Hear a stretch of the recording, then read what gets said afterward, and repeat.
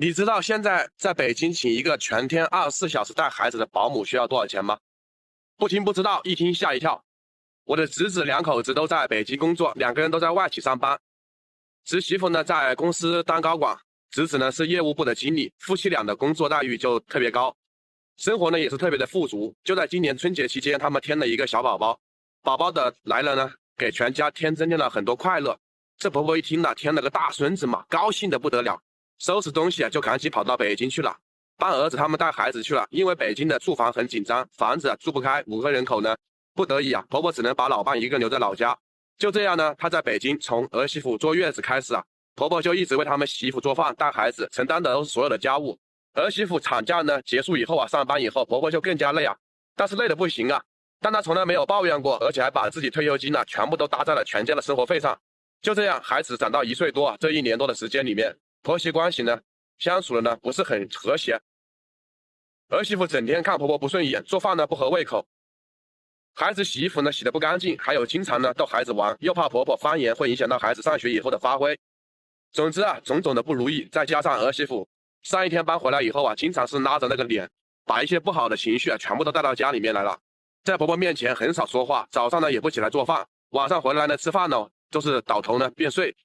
婆婆白天带孩子，晚上还主动的把孩子带到自己的房间里面，就想让儿媳妇多多休息。即便这样呢，还是看不到儿媳妇那一个笑脸。时间长了呢，婆婆也是觉得身心疲惫再说了，她惦记着自己的老伴，生活上呢都没人照顾，更何况呢婆婆也不傻，她也能看得出来儿媳妇现在呢已经不太需要她了，更不喜欢她了，所以呢看不惯她的所作所为。她和儿媳妇提出了想回老家住一段时间，让他们自己想办法怎么去带孩子。儿媳妇呢其实早就不想让婆婆给他们带孩子了。他和儿子一商量要不咱们再请一个24小时在家照顾孩子的保姆吧。儿子看着母亲确实非常累，再说了这个婆媳关系处的又不好，老父亲在家呢又不放心，就答应了媳妇的要求。星期天呢小两口就到中介咨询了请保姆的事。中介说现在保姆不是很好找老年人太吃力了，太累了，干不了，另外呢责任也大，年轻人又不喜欢干。他们问了一下，说那个每个月需要多少钱呢？中介说大概需要15000块钱左右这两口子一想，15000也在他们承受范围之内嘛。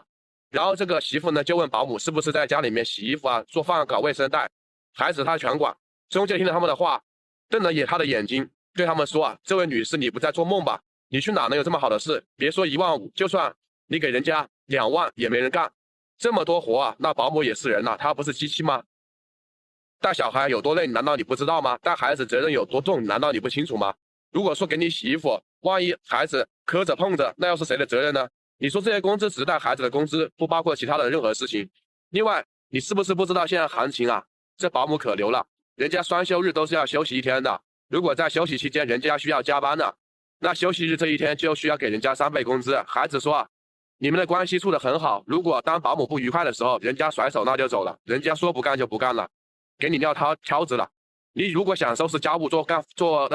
饭干活的话，那你必须得再请一个保姆。这两口子一听呢就傻眼了，特别是那儿媳妇，她终于认识到婆婆在家里面的重要性，心中充满了愧疚。回到家之后，儿媳妇就赶紧给婆婆打了个电话。儿媳妇说妈，你赶紧回来吧，你的大孙子想你了，我们如果再请个保姆你能放心吗？把咱家的孩子交给别人管，万一被别人抱跑了怎么办？婆婆一提眼睛都快掉下来了，这孙子可是婆婆的心头肉她毫不犹豫的就答应了，说明天我就赶紧回北京了。婆婆回来以后呢，儿媳妇就像换了一个人似的，对婆婆说妈，我以前呢真的是我不好，我想这1年多你多不容易你给我们带孩子，每天呢还要给他们做3顿饭，另外还要给他们带孩子出去买菜，一手带着孩子一手提着菜，吃了多少辛苦。以前呢都是我不好，我不懂事，我的态度不好，您呢别生气了。婆婆一听这话就笑了，说孩子们都小，没有经历过什么事，做父母的最心疼的就自己的儿女，你们就安心的工作，家里有我了，我会把孩子给你们带得好好的。